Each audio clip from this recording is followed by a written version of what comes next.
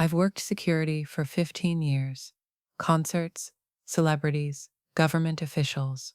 I've protected them all. But nothing, absolutely nothing, prepared me for what happened during MrBeast's 100-day isolation challenge. My name is Derek Coleman, ex-military, private security contractor, the guy you hire when you need someone who won't ask questions. That's why they called me for this job. Jimmy MrBeast was planning his biggest challenge yet, 100 contestants locked in a massive warehouse complex for 100 days. Last person to leave wins $5 million. The briefing was standard at first. Location: abandoned industrial complex in North Carolina, retrofitted with living quarters, cameras everywhere, medical staff on standby. My job: perimeter security, making sure no one breaks in or out, handling any emergencies. This is different from our usual challenges, Jimmy explained during the initial meeting. His energy was infectious as always, but there was something else in his eyes. Exhaustion? Fear? We're pushing boundaries, seeing how far humans will go for money. It's going to get intense. How intense? I asked. Carl, one of Jimmy's crew, laughed nervously. Let's just say we've had to sign some interesting insurance waivers. The facility was impressive. A 200,000 square foot warehouse converted into a small city, individual rooms for contestants, common areas, kitchens, even a medical wing, cameras in every corner, streaming 24/7. The whole thing felt like a social experiment wrapped in entertainment. But from day one, something felt wrong about the place. The warehouse had history. Built in 1943, used for military storage during Wet'suwet'en Wajai, then abandoned for decades. When we did our initial sweep, we found old symbols carved into the concrete walls, hidden under layers of paint. Maintenance wanted to cover them completely, but Jimmy insisted they added atmosphere. People love the creepy factor, he said. Makes better content. The 100 contestants arrived on day 0. Diverse group: college students, single parents, entrepreneurs, people desperate enough to lock themselves away for a chance at $5 million. They were excited, joking around, taking selfies. They had no idea what they'd signed up for. Neither did I. The official rules were simple: stay in the warehouse for 100 days, no outside contact, last person remaining wins. Contestants could leave any time by pressing a red button in the main hall, but they'd forfeit the prize. But there were other rules, ones that weren't publicized. I found out about them on day 3, when I was doing my rounds at 3 a.m. The night shift was usually quiet. Contestants sleeping, only the hum of cameras and ventilation systems. But that night, I heard chanting. It was coming from a section of the warehouse that was supposed to be off-limits. Storage area, according to the plans. I approached carefully, hand on my radio, ready to call for backup. Through a crack in the door, I saw them. 5 of Jimmy's production crew standing in a circle around something on the floor. They were reading from papers, speaking in unison, but the language wasn't English. It sounded older, guttural. In the center of their circle was a design drawn in what looked like salt or ash, the same symbols I'd seen carved into the walls. The 100 must become one, they chanted in English now. The strong devour the weak. The winner takes all. I must have made a noise because they all turned at once. Chris, Jimmy's childhood friend and longtime collaborator, smiled at me. But it wasn't his usual friendly smile. It was too wide, too knowing. Derek, just running through some production elements. You know how Jimmy likes his surprises. At 3 a.m., creative process doesn't sleep, Chris said. You should get back to your rounds. Wouldn't want to spoil the surprise. I left, but the image stayed with me. That circle, those symbols, the way their eyes reflected the emergency lighting. Not normal reflections, but a deep red glow. By day 15, the contestants were settling into routines. Cliques formed. Alliances were made. The boredom was setting in, which was expected. What wasn't expected were the behavioral changes. It started small. Contestants reported vivid nightmares, all surprisingly similar, being hunted through endless corridors by something they couldn't see but could feel breathing on their necks. Then came the sleepwalking. Every night, more contestants would be found standing in the main hall, facing the same wall, swaying slightly, eyes open but unconscious. The medical team brushed it off as stress and isolation, but I knew better. That wall they faced, it was directly above where I'd seen the ritual circle. Day 28 brought the first elimination challenge. Jimmy announced it over the intercom with his usual enthusiasm, but his voice had an edge to it. All right, everyone, time to spice things up. Tonight at midnight, we're playing hide and seek. Last person found wins immunity from the next vote. Vote. There hadn't been any mention of voting in the original rules.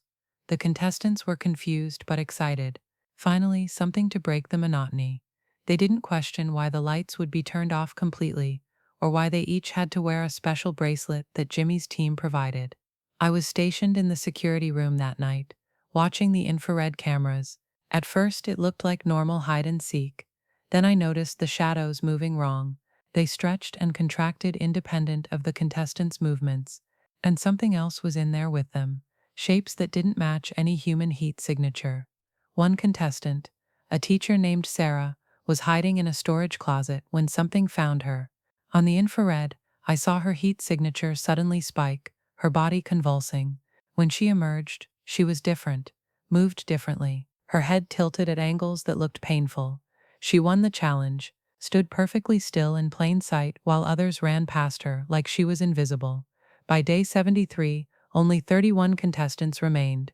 The others had pressed the button, fleeing with haunted looks and refusing to speak about their experiences, despite having signed no NDAs about it. The remaining contestants were changed. They moved in synchronization during meal times. They whispered in that same ancient language I'd heard the crew speaking. Their eyes had that red reflection. That's when I decided to investigate the restricted basement level. The warehouse had 3 official floors, but the blueprints I'd acquired from city records showed a 4th level underground, a bomb shelter from the Cold War era. Jimmy's team had said it was sealed, flooded, inaccessible. They lied. I found the entrance behind a false wall in the storage area. Modern locks, recently installed. It took me an hour to bypass them, but I got through. The descent was immediate. Metal stairs leading into darkness. My flashlight barely penetrated the black. The air grew thick, humid, with that familiar copper smell of blood.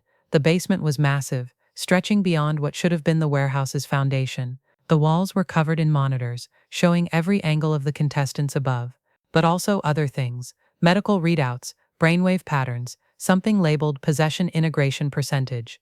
Each contestant had a number. Sarah, the teacher, was at 94%. In the center of the room was a pit, maybe 20 feet across, covered with a metal grate. Something moved beneath it, something large. When I shined my light down, I saw eyes, hundreds of them, all looking up at me. Impressive, isn't it? I spun around. Jimmy stood at the entrance, but like the others, he was different. His usual energetic demeanor was replaced with something cold, calculated. You know, Derek, I really did start this channel to help people, give away money, make dreams come true. But then I was approached with a different kind of offer. He walked closer, and I noticed his shadow didn't match his movements. It was larger, with what looked like horns. There are things older than YouTube, older than the internet, older than humanity itself. They've been sleeping, waiting, but they love what we've created, this connected world. Millions of viewers, all watching the same thing at the same time, all that focused attention, all that emotional energy. It feeds them. What are you talking about? The 100 contestants aren't competing for money, Derek. They're incubators, vessels. The isolation, the challenges, the psychological pressure, it breaks down their defenses, makes them perfect hosts. He gestured to the pit. That's just one of them. There are more, waiting. Once the 100 are ready, once they're fully integrated, we'll do the final challenge. Live stream to my 200 million subscribers. And when those viewers watch, when they see what emerges, they'll be marked too. They promised me something better than money, immortality, real power, my consciousness uploaded into their eternal network. No more human limitations.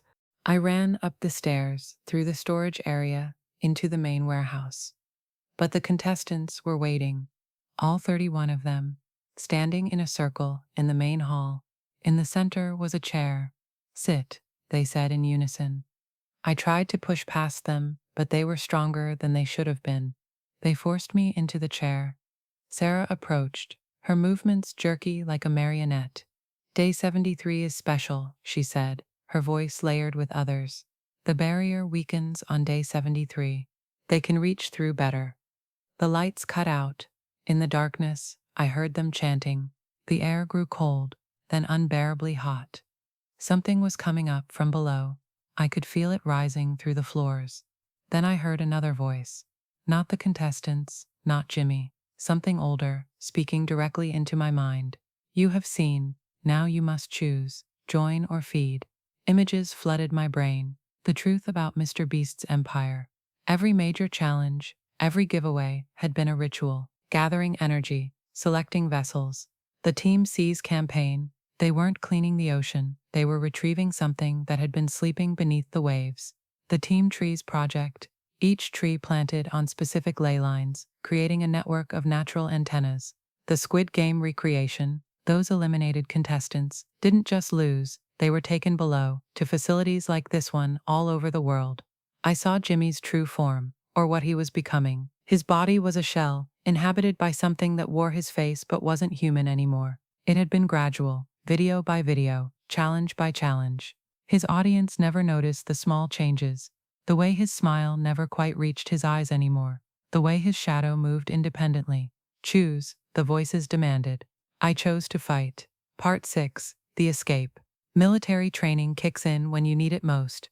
I broke free from the chair, using techniques they hadn't expected from a simple security guard.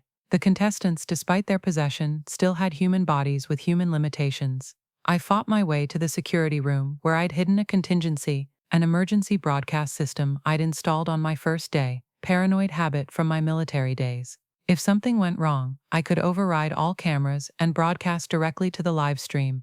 The possessed contestants chased me through the warehouse. In the darkness, lit only by emergency lighting, they looked like demons, eyes glowing red, movements inhuman, some crawling on walls and ceilings. I reached the security room and barricaded the door. My hands shook as I activated the emergency broadcast. The live stream was active, 3.2 million viewers watching what they thought was just another MrBeast challenge. Listen to me, I said into the camera. This isn't what you think. You need to stop watching. Close the stream now. Don't look at what's coming. The door started breaking. Through the cracks, I could see them. Not the contestants anymore, but what was wearing their skins. I uploaded everything to the cloud, the footage of the basement, the ritual circles, the documentation I'd found, set it to release across multiple platforms simultaneously. The door burst open. Jimmy stood there, but his face was wrong. Too many teeth. Eyes that weren't where eyes should be. You've ruined everything, he said, his voice like grinding metal. Years of preparation. Good. I dove through the window. 3-story drop onto concrete. My legs shattered on impact, but adrenaline kept me moving. I crawled to my car, drove with one functional leg. Behind me, the warehouse was changing, growing, breathing. The live stream was still active on my phone. I saw the final transformation begin, the contestants merging into something else, the pit opening, things climbing out. But then the stream cut. Every MrBeast channel went dark simultaneously. The official story later was technical difficulties. I made it to a hospital 2 states away. Told them I was in a car accident. While recovering, I watched the news obsessively. MrBeast posted a video 3 days later. The 100-day challenge was ending early due to health and safety concerns. All contestants were safe and would receive compensation. The warehouse had suffered structural damage and was being demolished. But I knew the truth. The files I'd uploaded had been scrubbed from the internet within hours. Every copy deleted.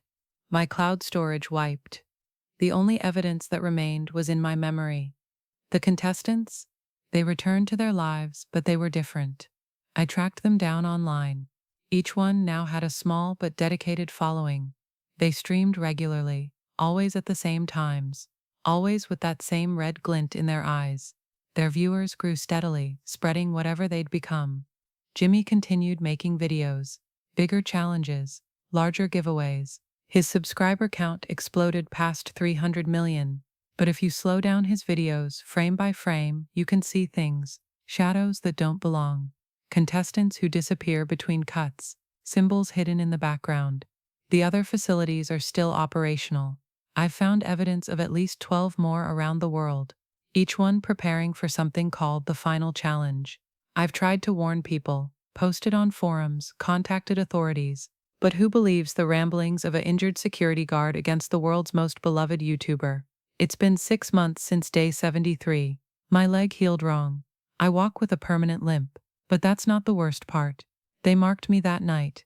When the thing spoke into my mind, it left something behind. I see things now. In every screen, every reflection, every shadow. The network they're building.